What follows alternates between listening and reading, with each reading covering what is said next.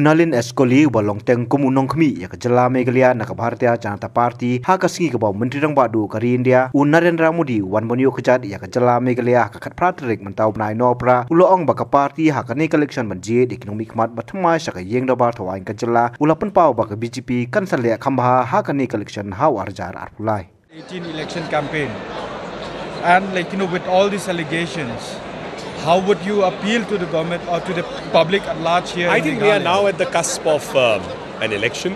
In a few weeks after this period of festivity, which is Christmas, New Year, and I wish everybody in Meghalaya a very Merry Christmas and a Happy New Year in advance.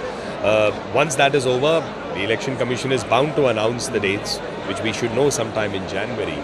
And we are virtually at what I use the term as the cusp of an election. So these issues will obviously dominate. There will be substantial issues that the party would raise. And the local team, along with the central leaders who are involved with the state, are bound to come out with a plan with regard to all of these issues. As an in charge, last 4-5 days, you have seen 4 or 5 MLAs have joined the BJP from different political parties. We welcome people to What is join your the expectation for 2023 when it comes to numbers? We welcome anyone who would like to join the mainstream, and that as a principle I'm speaking, not specific to Meghalaya itself.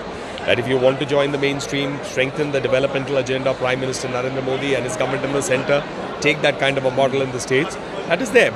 But the party also has its mechanism, and if somebody is expressing interest, my local leaders or my colleagues in the centre who are dealing with the state will be able to give you more detail. I can't give you my expectation in numbers because I'm not directly involved, but I can only tell you that I believe it's when I was here as Prabhari, the vote share had gone up from 1.5% to 9%, and we came second in 6-7 seats, 1-2. I expect we'll do much better than that.